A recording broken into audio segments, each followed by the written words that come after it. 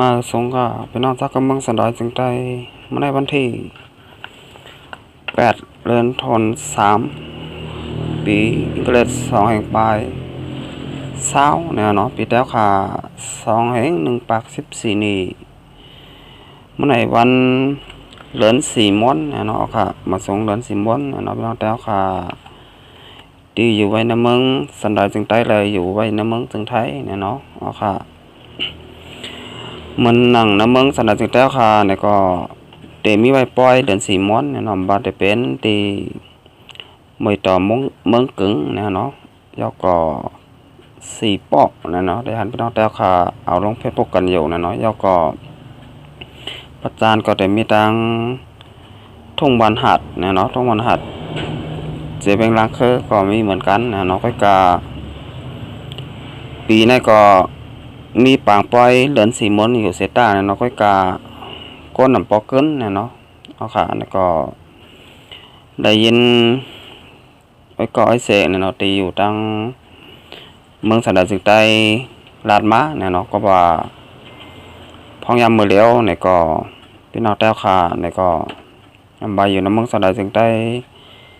อำบาอยู่ในเมืองจึงไทยเนี่ยเนาะก็ตึกโกยอกะเนี่ยเนาะอันมาใหม่ชื่อห้องว่าเมื่อก่อนมาใหม่ๆห้องว่าไวรัสโคโรนาเนี่ยเนาะมาเรียกซ้ำห้องว่าโควิดเนี่ยเนาะ2019เนี่ยเนาะพี่น้องไต้แผ่นดินยาวค่ะ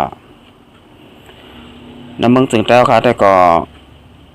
เมื่อ6 ตุลาคมมาแต่ก็ไปยินข่าวว่าแจ้งเฮ้อเนี่ยว่ามีคนจับยอกะตั้งเป็นไวรัสโควิดอยู่5นั้นก็หลอดเพลีมีเสก้น5เนี่ยเนาะก็ว่าไรหัวข่าวหัวเงาสังเนี่ยเนาะไรหัวข่าวหัวเงาเสต้าก็เป็นนักแต้วค่ะที่ไว้ในเมืองสันดานจึงใต้เนี่ยก็โลไว้สติวิริยะเนี่ยเนาะให้กลางตัวภายมันเนี่ยเนาะค่ะอย่าไปยุ่มใจเนี่ยเนาะว่า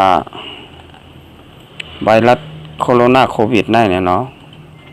มาถึงในเมืองสันดานจึงใต้อยู่ค่า5เนี่ยค่ะ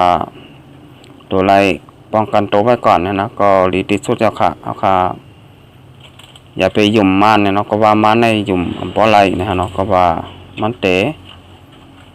ลาดอันมันอันแม่นมันเนี่ยเนาะเนี่ยพี่น้องแต่เอาค่ะอย่าไปยุ่มนะเนาะเอาค่ะป้องกันตัวเก่าไว้ดีกว่าเนาะค่ะเตะรถไฟแค้นนะเนาะเมื่อหนังเนาะเมืองไทยแต่ก็พยายามมือเลี้ยวเนี่ยก็ก้นเตียนจับยอกะตั้งเป็นเนี่ยเนาะไวรัสโคโรนาโควิดเนี่ยก็พยายามมือเลี้ยวเนี่ยก็มีไว้อยู่50ก่อค่ะพี่น้องไต้แผ่นดินยาวค่ะมีคนจับยอกะตั้งเป็นเนี่ยเนาะไวรัสโคโรนาโควิดอยู่50ก่อยาวก็มีคนตายกว่า1ก็ยาวเนี่ยเนาะเมืองไทยอันนั้นก็ขาวใจหนุ่มก็รักโกไว้อยู่เหมือนกันค่ะก็ปลาขาวใจหนุ่มเนี่ยก็อยู่ไว้ในเมืองจึงไทยเหมือนกันนะเนาะพี่น้องใต้แผ่นดินยาวค่ะเฮาค่ะซ้ำเตมีหลากหลายจังหือเนี่ยเนาะพอออกป่นมนต์หลอดไฟเข็นไวรัสโควิดในไรเนี่ยเนาะเฮาค่ะ1ก็ใส่ผ้าปิดปากปิดจมูกนะเนาะก็รองที่1นะเนาะอันนี้ก็เฮาค่ะจังหลอดไฟเข็นอันนั้นแหละค่ะข้อที่2เนี่ยก็ล้างมือใกล้ล้างมือปั่นเนี่ยเนาะล้างมือปั่นบ่อยๆเนี่ยเนาะนี่ก็เป็นรองที่2เนี่ยเนาะรองที่3เนี่ยก็อย่าไปกินแก้วน้ำปองเปิ้นนะเนาะเอาค่ะรองที่4เนี่ยก็กินจ้อนกลางเนี่ยเนาะค่ะกินผักมีหลายหมี่เนี่ยก็จ้อนกลางไว้ใส่ไว้ปันกวนกูอันเนี่ยเนาะค่ะอย่าไปเอาจ้อค่ะตักกินเนี่ยเนาะรสใจจ้อนกลางค่ะแล้วก็ข้อที่5เนี่ยก็กินของที่มันใหม่ๆนะครับที่มันอุ่นๆใหม่ๆฮะแสดงว่าเฮ็ดผัก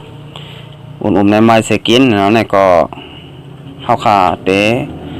หลอดไฟเข็นเนาะยอกาตั้งเป็น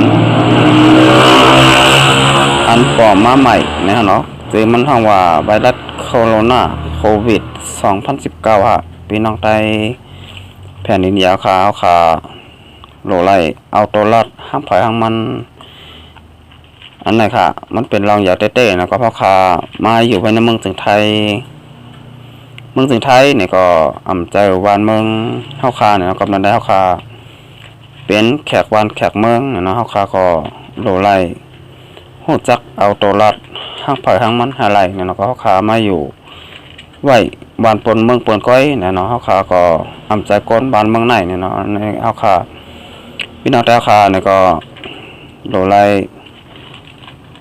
ข้างสติกันเนี่ยเนาะเฮาคาตีก้นน้ำเนี่ยก็อำโลกกว่ากันค่ะมันหนังว่าในห้างเกาหลีมันหนังรถตัดพิกซี่ดีแล้วมีก้นน้ำเนี่ยก็เฮาคาเบไว้ก่อนเนี่ยเนาะสมัยเบไลเนี่ยเนาะก็อยู่จำห้องจำหอจำเฮิรนเฮาคาเตลีกว่านะฮะเนาะเฮาคา17ไหนครับมาแสดงหอข่าวข้อที่2นะเนี่ยก็เกี่ยวกับเลยลองเฮิรมินซึกมานตกเนี่ยเนาะเมื่อวันที่6ป่นมานั่นนะฮะเนาะก็มาลองตาเป็นแจ้งเฮ้ยเนี่ยเฮาคามาถ่อมข่าวจ้ำมันค่ะอันนี้ก็ข่าวใจหนุ่มอีเงาข่าวมาตีเว็บไซต์ของได้ตอนแล้วเต็มต่างไว้นะฮะเนาะเฮิรมินแมงมีเนี่ยเนาะตับซึกมานกึ่งกลางตกลงแลนลิ้นมีก้นหมัดเจ็บ2ก่อเฮิรมินแมงมีตับซึกมานลำหนึ่งมือพ้องยามตึกลูกตีหิมบานกองค้าน่าจะเป็นกดขายจึงได้ปอดห้องเสียมินขึ้นนั่นกึ่งกลางตกลงตีลิ้นขึ้นได้มีก้นหมัดเจ็บ2ก่อบานไหนห้องการปูนเผาตับซึกมานปูนเผากว่าตั้งแต่เมื่อวันที่28เดือนธันวาคม2แห่งปลาย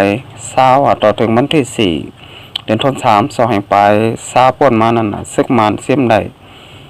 ยาเมากำแลเครื่องเฮ็ดออกยาเมากำตั้งนำตีหิมบานกองค้าในเจเวงกดขายวันไหนเกี่ยวเลยลองได้เสียตอนต่างในยาเมากำและเครื่องเฮ็ดออกยาเมากำอันซิมไรนั่นเมื่อวันที่6เดือนธันวาคม2แห่งปลาย20นั่นยามกลางเหนือ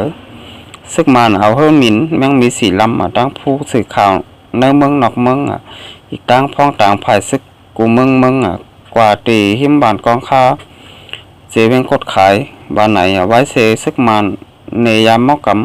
ำอีกตั้งเครื่องเฮ็ดยามเมากำอันซิมไรเจ้านั่นตีผู้สื่อข่าวยาวถึงมาเข้ายามหัวค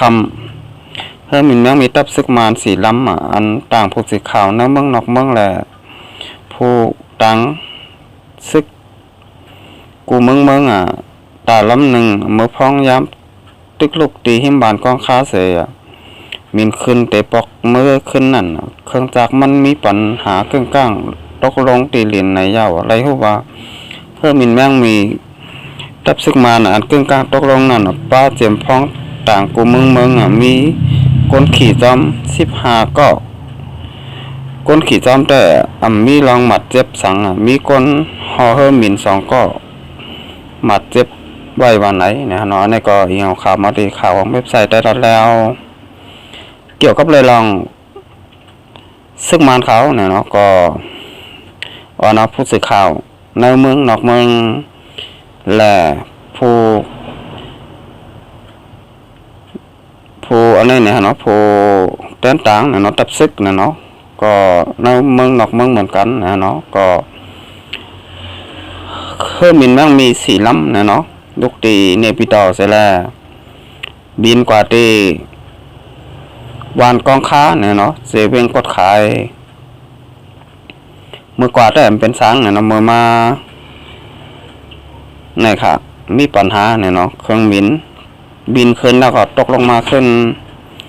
เยี่ยก็เฮ็ดได้สร้างเครื่องกัปตันมันเนี่ยเนาะเมืองไทยท้องกัปตันเนี่ยเนาะก็ก้นเฮิรมินเนี่ยเนาะ2ก็เลยระบาดเจ็บเนี่ยเนาะก้นอันได้ขี่มา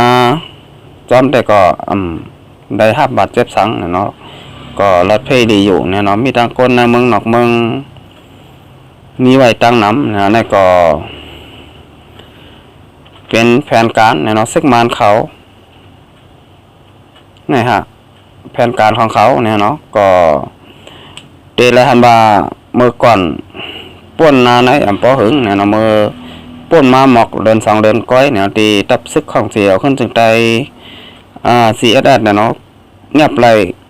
ก้นกล้าขายยาหมอกำเนี่ยเนาะนี่ก็ให้ได้ ดับซึกของเสียขึ้นจึงไตRCSS เนี่ยเนาะก็มีน้ำมีตาเฮ็ดให้ผู้สื่อข่าวในเมืองนอกเมืองเนี่ยก็ไล่ฮับไล่ฮู้ไล่หันเนี่ยเนาะเนี่ยก็เปลี่ยนไว้เจ้งไหนก่อนเนี่ยเนาะอันนี้ก็เลยเรียนว่าซึกมานเขา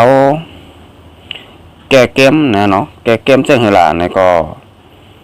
อันไหนมันใหญ่ลงเตะๆเนี่ยเนาะก็ว่าซึกมานเขาเนี่ยเนาะซิมไล่ห้องเฮ็ดยามอกกำและเครื่องเฮ็ดยามอกกำตั้งนำตั้งหลายเนี่ยเนาะอันนี้ก็เป็นเลยว่าซึกมานเขาเนี่ยเนาะหลอกคนในเมืองนอกเมืองฮะเป็นนอกใต้แผ่นดินยาวค่ะสังว่าเงียบไรห้องเฮ็ดยามอกกำเนี่ยมันแต่มีก้นอยู่นะมันเนี่ยเนาะสังว่าเป็นรองเต้นเนาะอันนี้ซ้ำมีก้นเสก็เสก้นและมีเผาเป็นเจ้าของฮะพี่น้องใต้แผ่นดินยาวค่ะอันนี้ซ้ำแต่ว่าเป็นของเผาฮะเป็นของจุ่มนั่นจุ่มไหนก็ว่ามได้ค่ะอันนี้ฮะมีเจ้าของเนาะมีหมู่เหลอจุ่มเหลอเปลี่ยนของเผาไรหูเนี่ยเนาะอันนี้อยู่ที่ผู้สื่อข่าวนอกเมืองเกาหลีคนนอกเมืองเกาหลีเนี่ยเนาะก็เตยุ่มซึกมาอยู่ห้าเนี่ยเนาะนั้นก็ยุ่มห้าเนี่ยเนาะนี่ก็หูเหมือนกันเนี่ยเนาะเพราะค่ะเดี๋ยวมาโดยปีน้องเจ้าก็มึงสนานซึ่งแต่ค่ะแต่ก็ปักเปอร์เซ็นต์ยุ่มเนี่ยเนาะเรียนเฮียนหูการบ้านการเมืองกันได้เนี่ยเนาะแต่พี่น้องแต่ค่ะเตรียมเฮียนหูการบ้านการเมืองกันได้ก็เตยุ่มก็เต็มมีอยู่เนี่ยเนาะถ้าเตรียมเฮียนหูการบ้านการเมืองแต่ก็เต็มยุ่มเนี่ยเนาะก็ว่าซิมใดห้องเฮ็ดยามอกกำและเครื่องเฮ็ดยามอกกำตั้งหลายเนี่ยเนาะก็มีคนเสกก็แหละมีเจ้าของมันเนี่ยเนาะสำเร็จว่าเป็นของพระพี่น้องใต้แผ่นดินยาวค่ะอันนี้ก็ค่าใจหนุนได้ก็ยุ่มเนี่ยเนาะบนมาเป็นแผนการยานซึกของซึกมารข่าวแก่เกียมก้อยเนี่ยเนาะหลังที่หนึ่งก็หลอกแหลนผู้สื่อข่าวและโตแตนเนี่ยเนาะคนนอกเมืองเนี่ยเนาะให้เปิ้นได้ฮู้ว่าซึกมารนี่ก็ปราบปรามยาเสพติดเหมือนกันเงียบก้นกล้าขายยามอกกำเหมือนกันเนี่ยเนาะนี่ก็เขาสร้างภาพและสร้างชื่อเสียงปั่นตกเก่าไว้เนี่ยเนาะรองที่สองเนี่ยก็เขาหาลอกลายปลายบ่วนตาเตเอาเอ็นแห้งซึกเข้ามาติดต่อจุ้มยิบกองกลางเจ้าเคยในเมืองสันหลายจึงไตอย่างง่ายหลายเนี่ยเนาะก็ว่าเตเอาเขาอ้างมาเงียบยามอกกำเนี่ยเนาะแล้วก็เตียวแห้งซึกและมาจะเป็นกากับเล็กเกาหลีมาจะเป็นเฮอร์มินเกาหลีเนี่ยเนาะแต่เขามาในเมืองสันหลายจึงไตลอยมีเผอทางเทิมเนี่ยเนาะว่าเขาเตมาจะมาเกามาตึกมาตอเนี่ยจุ่มยิบกองกลางเจ้าเคยที่อยู่ในเมืองสันหลายจึงไตเนี่ยนี่ก็เป็นรองที่สองเนี่ยเนาะเป็นแผนการซึกมารเขาเนี่ยเนาะ ก็ว่าเมื่อก่อนป่นมาปียาข้าวหึงเนี่ยเนาะผมต้านหันซึกมารเขาเนี่ยเนาะติ้งงับเลยคนกล้าขายยาเมากำเสปอกนะฮะเนาะเป็นมาจากไหนฮะเป็นของใต้แผ่นยาวค่ะอันนี้จะว่าเป็นปอกแขกแลปอกกันตั้งโซดเนี่ยเนาะที่อันซึกมารเขาเนี่ยเนาะติ้งงับเลยห้องเฮ็ดยาเมากำเนี่ยเนาะเมื่อก่อนป่นมาเมื่อปี2019นั่นก็ซึกมารเขาเนี่ยเนาะยามติ้งงับเลยห้องเฮ็ดยาเมากำและเครื่องเฮ็ดยาเมากำตั้งนำเหมือนกันเนี่ยเนาะอันนั้นเมื่อปี2019เนี่ยป่นมานั่นเนาะอันนั้นก็หัวเป็นของเผาหมู่แล้วจุ่มแล้วเป็นเจ้าของ